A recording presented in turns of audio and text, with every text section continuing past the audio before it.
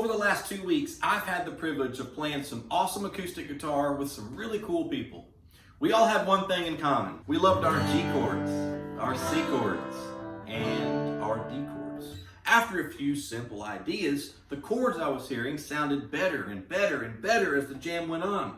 So, if you're ready to take your favorite 3 chords and turn them into a ever so fun loop that can be played at any tempo, then grab your acoustic guitar, come on back, and let's play. You in?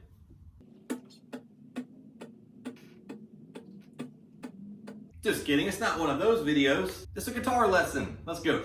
So the first chord is G. Start thinking about bass notes. So first step is do that. G by itself, then the chord. That's our mindset. This is gonna go by really quick. You can slow this video down. You can rewind it, pause it, save it for later. I hope it helps you. I think it just will. So now we're gonna practice hammering on from the 2nd fret. So take our G chord, keep it kind of built, and our first finger gets the 2nd fret. Our 2nd finger gets that 3rd fret. So step 1 is just kind of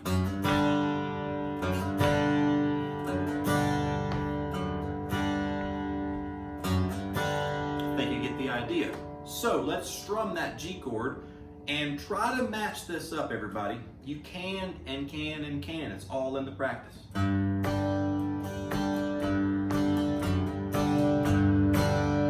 Here's a trick. I love acronyms. I love syllable counts. I love little phrases like don't step on alligators, don't step on alligators, 1 E and a 2.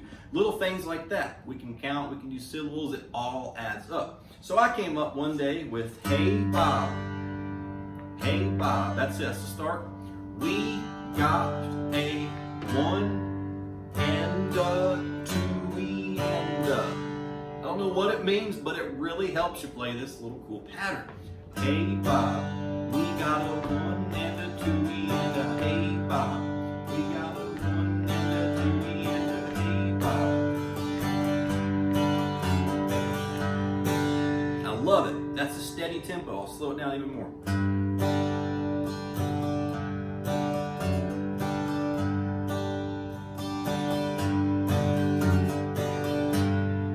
Practice that one. That one sounds really cool when you go fast with it.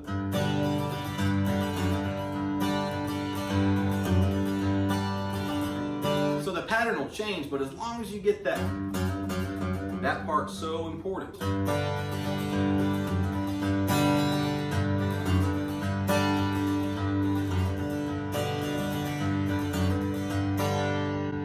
Fun stuff, fun stuff, fun stuff.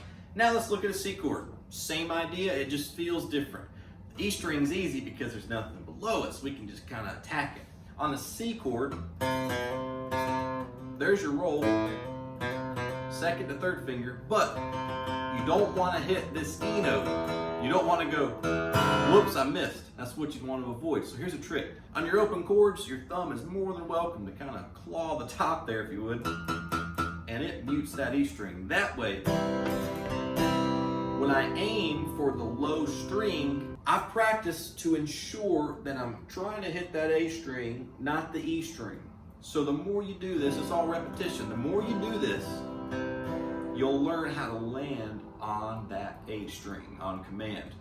But using your thumb to mute that string really helps.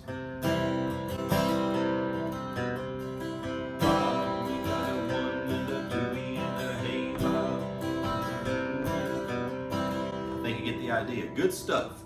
That's 2 chords so far. One more, let's look at D. D, we don't have a fretted bass note, if you would. We could get creative with it, but I'm gonna keep it simple. I like to alternate on my D chord with this kind of pulse from the D string and the A string. Left, right, left, left, right, left. It works, right? So what we're gonna do is we're gonna kind of put that left, right, left sort of a feel into this strumming. So we have, start on the bass note always, and it helps you out, you're set.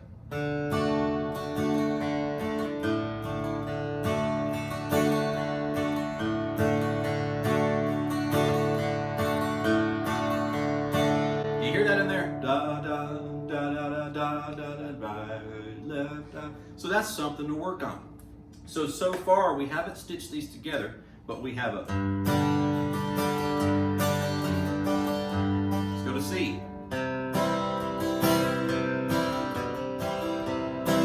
Let's go to D.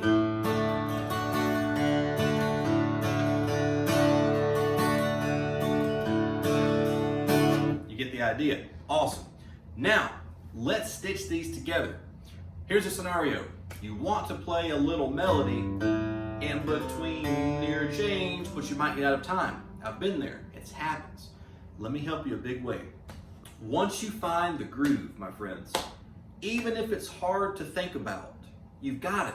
So when you're going real basic, 1, 2, 3, 4, 1, 2, even if you're not alternating, 1, 2, 3, 4, 1, 2, 3, 4, 1, 2, 3, 4. Doesn't matter if you put it up in between, it does not matter. If you're strumming along, you want to feel that pulse. 1, 2, 3, 4. So that'd be fast. 1, 2, 3, 4, 1, 2, 3, 4. That'd be kind of quick. So once you start strumming fast, your little melody line in between your chord change has to be relatively quick. Otherwise, you have inconsistent timing and it's kind of weird. We don't want weird. We want solid, structured awesomeness that everyone can jam along with. Now, you got that kind of swing going. So, 1, 2, 3, 4, 1. There it is. So I'm going to teach that. It's very simple. Very simple. Think in the mind of all the great players that have come and gone before us that have made these kind of alternating bass lines and stuff famous. I really owe it all to them. We're just kind of sitting here today building on those ideas that they gave us. If this is my tempo, 1, 2, 3, 4, 1, 2, 3, 4, let's slow it down a little bit because that's going to be lightning quick. You got to think ahead. 1, 2, 3, 4. There we go. Good practice, team. 1, 2, 3, 4. 1, 2, 3, 4. 1, 2, 3. Now, there we go, my friends. Put that motion literally in between your G and C chord. So no more of this.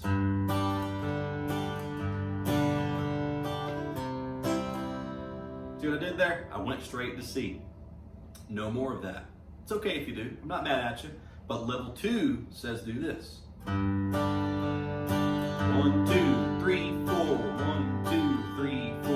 1, 2, 3, 4, 1. Beautiful. I'm right there on beat number uno on the 3rd fret with my 3rd finger. And where is that at? That's the top of a C chord.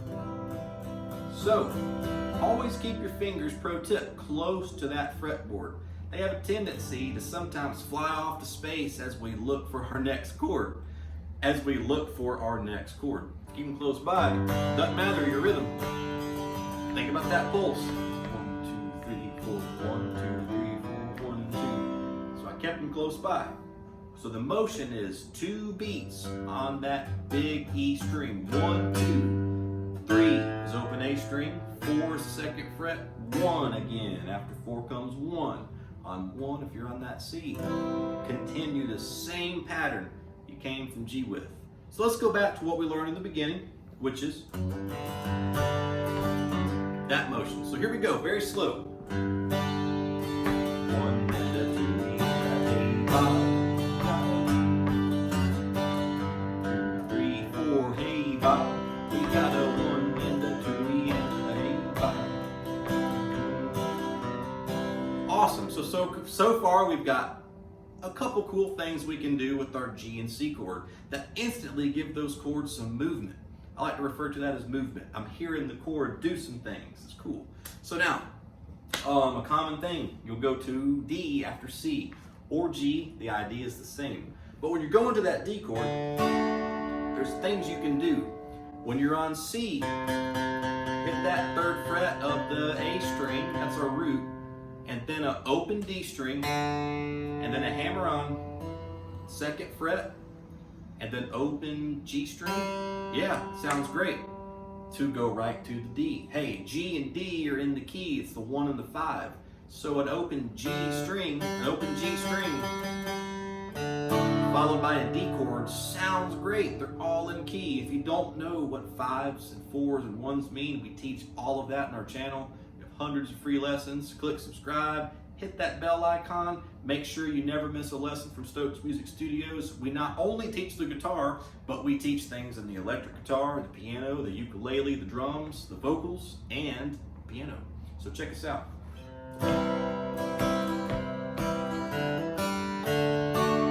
There it was. So when you're on C, strum it away.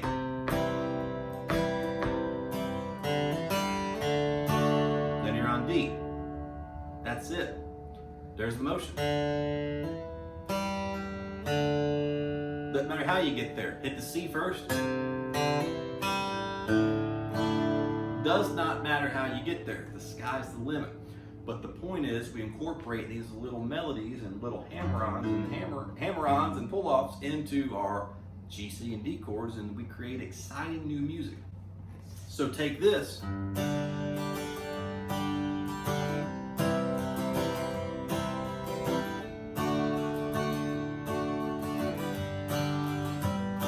And turn it into this.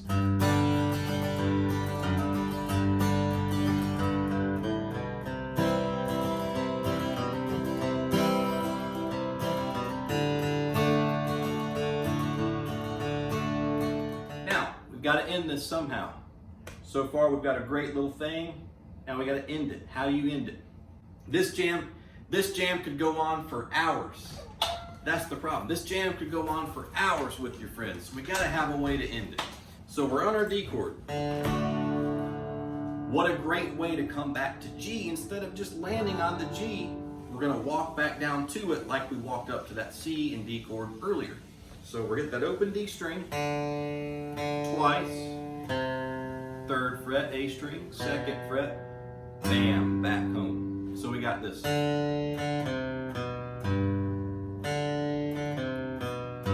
So when you're on your D chord, grooving along, da, da, da, da, da. You could end it right there, or you could do this cool little run. This cool little run, practice it very slow. It speeds up for you. It becomes something awesome. Here it is. So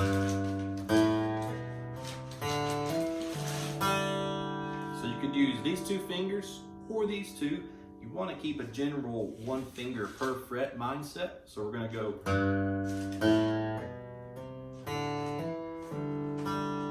Or if you're on the G,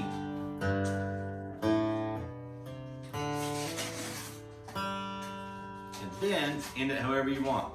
End on a G7, end on a G.